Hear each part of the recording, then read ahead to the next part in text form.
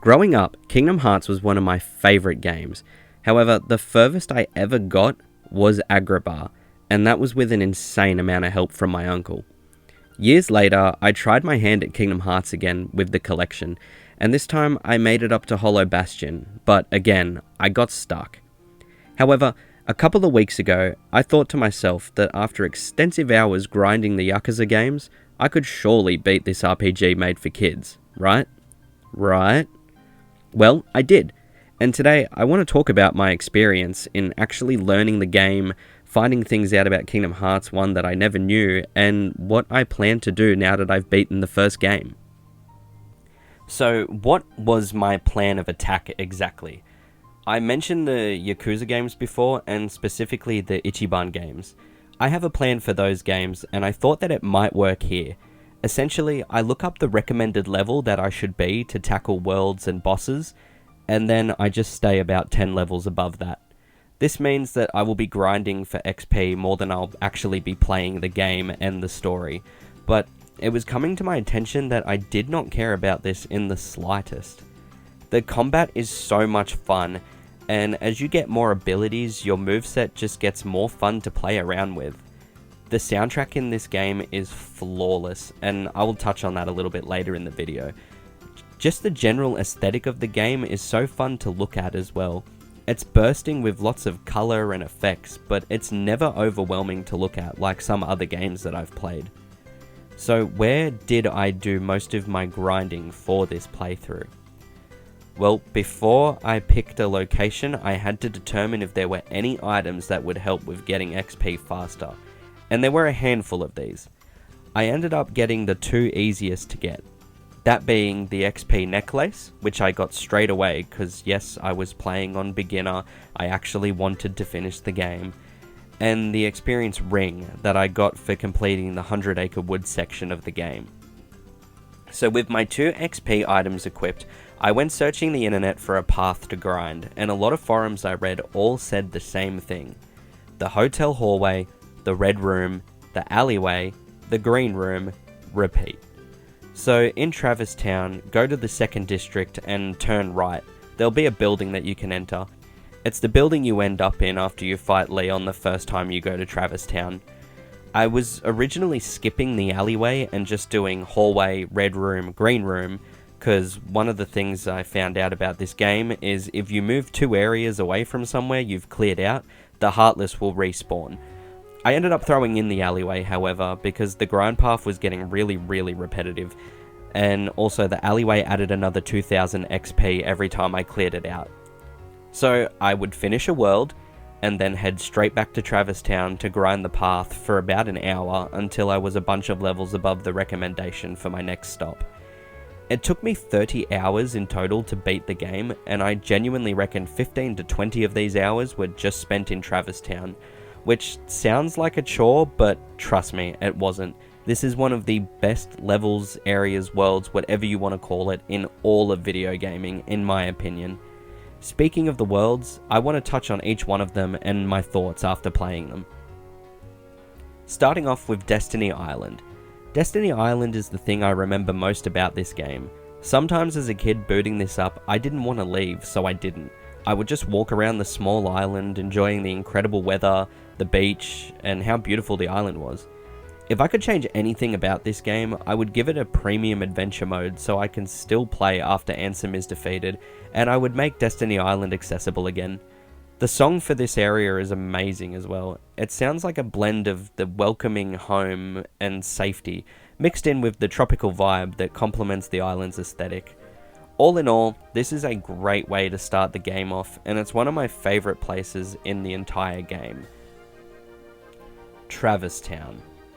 The song. I'm going to start off with the song because oh my god, this is one of the best pieces of music ever written, and it is my most played song in Melody of Memory. The warmest piano I have ever heard in my life will make you feel like you are sitting in front of the coziest fireplace. And considering I live in Australia where it's hotter than most industrial kilns, that experience for me is horrible, yet this song makes it feel so good. The world itself is also beautiful, a town where people go when they've lost their worlds. You would think it'd be a miserable place, but it's bursting with character and people that are just trying to crack on with their lives, which I love. As I mentioned before, I spent a lot of time here grinding XP, but outside of that, I loved visiting the Dalmatians to return their children. I love the design of the Gizmo shop a lot, and Sid is one of my favourite side characters in the whole game. It would be worth mentioning that during this playthrough, I actually figured out what the hell was upstairs in the accessory shop. It was a synthesis shop run by these cute little things called the Moogles. You craft gear and weapons here using the items that you've picked up on your travels. As a kid, I had no idea what the shards or the gems or any of that stuff did. I didn't care. I was too busy swinging my Keyblade willy-nilly. Going back to Yakuza for a second though, there are heaps of games that feature Kiryu, Ichiban, or Yagami collecting items in order to craft better stuff. I honestly loved the grind in those games, but here I did not. Going to a specific room in a specific world to beat a specific enemy in a specific way, only for the item to possibly drop, not even guarantee drop, possibly drop, really did my head in. I crafted 12 of these, I think, and that was only because I had the required items just laying around after playing the game naturally. I know that some of the stuff you can craft is super useful and OP, but I think I would have spent more time looking for rare drops than I did just grinding my level up and getting OP that way. Olympus Coliseum. I don't know if I've mentioned it yet, but I have actually played Kingdom Hearts 3 back when it came out. I haven't finished that one either, but I'll get there. But god, the difference in these two depictions of Olympus is huge. Anyway, in this game, there are literally 3 areas. The open courtyard you are first in upon arrival. This area serves little purpose to my knowledge. I opened some chests, activated a trinity, and you can check out the leaderboard for different cups, which is useful if you want to study it and try and be as prepared as you can be. Also, this sign here with Hades' face on it is terrifying, and I hate it. Moving on to the lobby, again, not much is here, just a save point, a chest, Danny DeVito, and a trinity blocking the world's keyhole. It's what's beyond the lobby where the action happens. The arena section of the Colosseum is where the tournaments are held. I only finished up to the Hercules Cup. I tried the Hades Cup, but Leon and Cloud were a nightmare and I could not be bothered.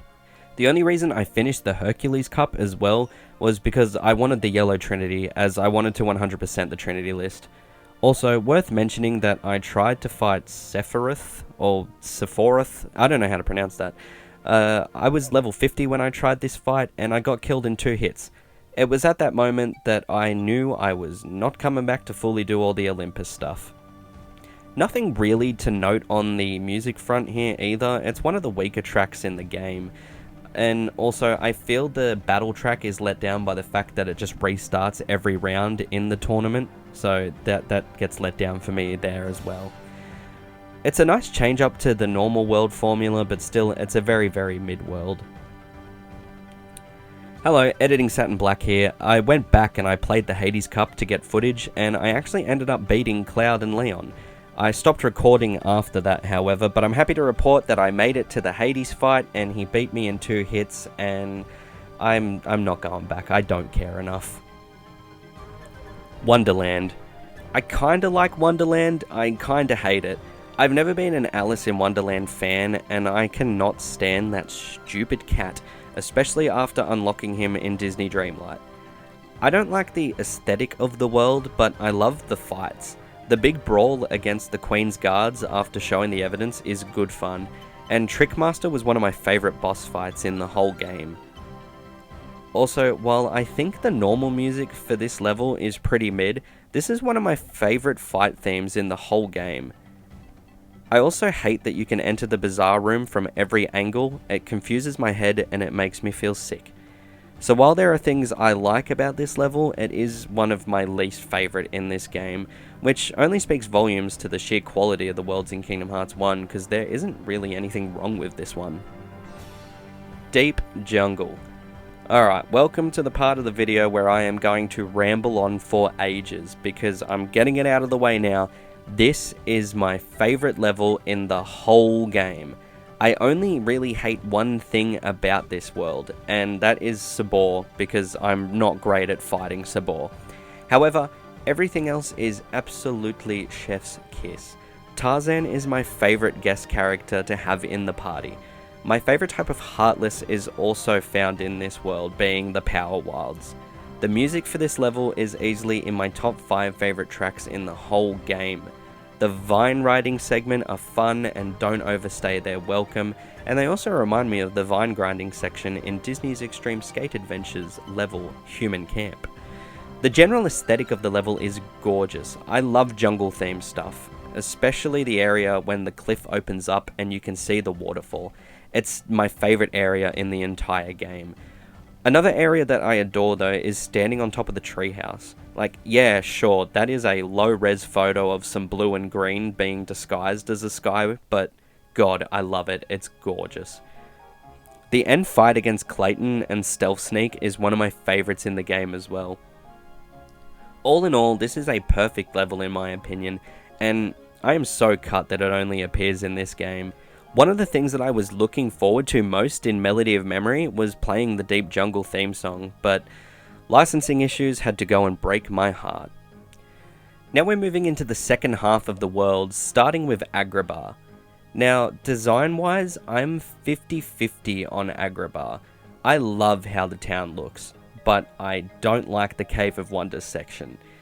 I did enjoy the actual fight against the entrance head to the cave, but going inside the cave itself was a nightmare.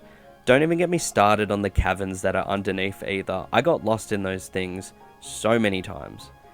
I'm also not a big fan of the music here either, but I do like Aladdin as a party member. This was the level that I used to get stuck on as a kid, and honestly, I must have been a dumb kid. Yeah, granted I was leveling up heaps, but worlds were still presenting a challenge. Agrabah didn't. Also, I remember being petrified of the final boss battle against the genie Jafar, only to realise that all you have to do is just damage the lamp and that Jafar is practically useless. Agrabah overall is a very 5 out of 10 for me. Monstro. The good things about Monstro are getting the high jump and fighting the parasite cage. The bad things about Monstro? Where do I start? First of all, the music is so annoying. I hate it, and I feel like it's so repetitive. Like, yes, I know all of these songs are on a repetitive loop, but this one just grinds my gears. Also, Pinocchio is an idiot, and Geppetto looks like he should be in a home, not a whale. It's probably worth mentioning that I don't like the movie that this world is based on. Also, being inside Monstro just doesn't sit right with me. Fighting on top of all this pulsating bacteria is a horrible visual. This world doesn't even have its own Heartless, it just takes Heartless from other worlds, which I guess it kinda makes sense because technically this isn't a world, it's just a whale floating in space, but still, I hate Monstro. Also, once Pinocchio and Geppetto leave, they can be found in Travis Town in this house that just spawns out of nowhere. And the only reason that you would actually come here is to obtain Gummy Ship blueprints from Geppetto. Speaking of the Gummy Ship, I haven't even touched on this yet, and for good reason. Right now, you are seeing how I tackle the Gummy sections. I simply keep the circle button held down, dodge, and enjoy the awesome music. I didn't look at the Gummy menu once. I have no idea what the Gummy missions are, and I used the starter ship for my whole playthrough. I only normally traveled to worlds once, because after I got the warp thing that you can use to just fast travel to worlds, I did that every time. I don't find these sections fun, but I am kind of intrigued to see if the Gummy mechanic is different in other games. Okay, back to the worlds, and now we are in Halloween Town. I've never seen this movie because I tend to not like Halloween or spooky themed stuff in general, but this level is awesome. I love the redesigns for Sora, Donald, and Goofy. The Heartless from this world looks so sick too, especially the Search Ghosts, who are one of my favourite looking enemies in the whole game. The song here is cool too. I know it's a rework of the This Is Halloween song from the movie, but still, it slaps so hard and accompanies the visuals perfectly. I love Oogie Boogie as well. He is such a cool looking character, and it's a shame that both of his fights kind of just suck. I also have nothing to say on Jack Skellington as a party member because I didn't have him in the party at all. Once I got to this part of the game, I just kept using Donald and Goofy because I figured I wanted to level them up and get them ready for fights that were coming up. Also, I just wanted to say that Sally looks great here, which is weird because in the much more recent Disney Dreamlight Valley, she has the world's longest neck and bug eyes that could see when you're about to fart 10 minutes before you know you're about to. Atlantica. I didn't have the greatest time here as I rely a lot on the aerial combat and not the mermaid, the jumping in the air and fighting combat. I couldn't do that here because of the water mechanic, and I do like that there's something different here. I just needed a different game plan, so I was using a lot of magic in Atlantica. I was so leveled up when I got here though that I did not spend a lot of time at all. I think I got to the keyhole like 15 or 20 minutes after arriving. I get the theme for this level stuck in my head all the time, and even though I've never seen the Little Mermaid movie, I do love the song Under the Sea, so I was singing it a lot. I didn't have Ariel in the party here as well, so I have nothing to comment on her as a party member. Neverland. I'm not a big fan of Neverland because you are literally just on Captain Hook's ship. However, where you go after the ship slaps a lot. More on that in a second. The enemy types here are so cool though. I love the big pirate ship Heartless because it gives so much XP, and the battle with the Shadow Sora was really fun. The fight against Hook wasn't anything exciting either. I do however adore this level for two reasons. Getting the glide ability, which I use non-stop after getting, and the clock tower, which even though it is a small nothing area, it is visually amazing, and the song is one of my favourites in the game. Also, I'm really cut about this one not being in Melody of Memory. I didn't do any of the optional bosses either in the game, so I missed the Phantom battle here, but still, just flying around the London area with that song playing, it's one of my favourite things to do in this game. Hollow Bastion. This is the place that I got stuck on in my last playthrough, and to be honest, with my hack and slash playstyle, I'm not surprised. This world was hard. It is packed full of tough Heartless. Fun little side story though, my uncle played this for me on my save file as a kid, and he got up to Hollow Bastion, and he saved the game when Donald and Goofy left Sora, so I couldn't board the gummy ship, and I had no idea how to advance through Hollow Bastion. So I cried a lot, essentially being soft-locked because I was just not good enough at the game. I had to start a new game, I was so upset about it. But not this time, I was leveled up higher than the recommended level, and I was ready to finally beat this hellscape once and for all. I loved every fight here. Riku, Maleficent, and Ansem, they were all amazing. Also, I don't know if it was intended to do so, but when Sora becomes a Heartless and you have to navigate back to Kairi, that broke my heart. I actually teared up a little bit, especially when she realized that it was Sora and protected him from the other Heartless. Also, not the first time I'm going to cry during this game, by the way. The song that plays here just sounds like the end of the world, and funny that, bit of foreshadowing. I'm genuinely terrified of how eerie this place is. However, it also feels peaceful and still, and I really don't know how to explain this. How does a singular place invoke feelings of comfort and panic all at once? I don't know if that's the intended feeling for Hollow Bastion, but I just felt uneasy the whole time, but with a slight tinge of comfort. I have no idea what I'm going on about anymore, but I cleared this bad boy for the first time ever, and could advance to the final world of the game, called The End of the World. But there was something that I needed to take care of first. The 100 Acre Wood. This is the most unique section of the game, as it technically isn't a world. So when you go through the fire door in Travis Town, you can jump across these rocks and get into Merlin's house to practice magic. But I didn't do that once, because there's a lock-on system for a reason. Anyway, there is a book in there, a Winnie the Pooh book, with pages missing. These pages are scattered throughout other worlds for you to find in chests. There are 5 of them. I went and found all 5 of them at once because I knew I would get the XP ring for clearing the woods. I really liked my time here. There is no combat at all. Instead, it's sort of like a collection of mini-games, from stopping Tigger from ruining Rabbit's crops, to swinging Pooh on a swing so high he annihilates Eeyore's home, to a fun little platform challenge given to you by Roo and Tigger. It's all just very wholesome. I love how the aesthetic of Winnie the Pooh translates to the 3D environment, and the music is so cute. I love meeting the cast of memorable, lovable characters from the franchise as well. They were just all so great here.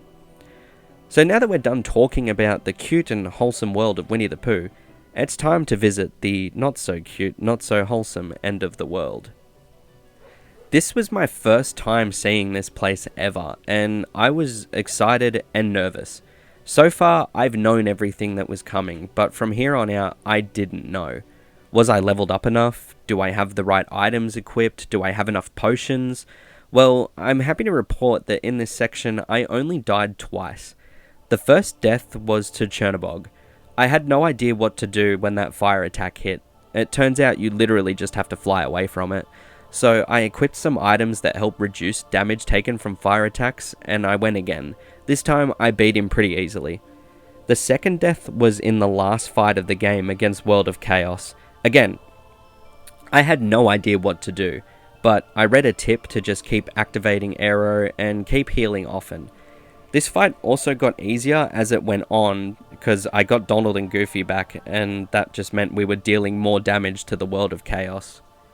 I also want to mention the fight against Ansem on the messed up Destiny Island clone. That sucked. It wasn't even hard, it was just long because of that stupid annoying Guardian thing. Anyway, I defeated the World of Chaos, and I had finally done it. I finally beat Kingdom Hearts 1, a game that I first played when I was 5. I won't go into detail of the last cutscene or anything, but I have two final things to say. When Kairi draws the star in the cave, I bawled my eyes out. And lastly, Simple and Clean is one of the greatest songs ever written. Ever. Despite never finishing it, I always considered this one of my favourite games, and now that I have finished it, I've only cemented that fact. This is a masterpiece from start to finish, except for you, Monstro. And I would recommend this to anyone who loves a grindy sort of game. The aesthetic, the music, the story, the addictive gameplay, it all blends together into an unforgettable journey, and it has me so excited to keep going. I'm currently playing Rechain of Memories, and I'm going to make a video on that when I'm finished, and I already have so much to say on that game. I just want to finish this video by saying, if you have gotten this far, thank you so much for your time today. I appreciate every view, like, and sub so much, and I'd love to continue discussing this amazing game in the comments section below. So please feel free to chuck your Kingdom Hearts 1 stories below, because I'd love to read them. Don't forget to leave a like on the video if you enjoyed it, as I feel it's also going to motivate me to finish Rechain of Memories faster, and subscribe so you can keep up with my Kingdom Hearts journey. With all that being said, I've been Satin Black. Thank you again for watching, and I'll catch you in the next video.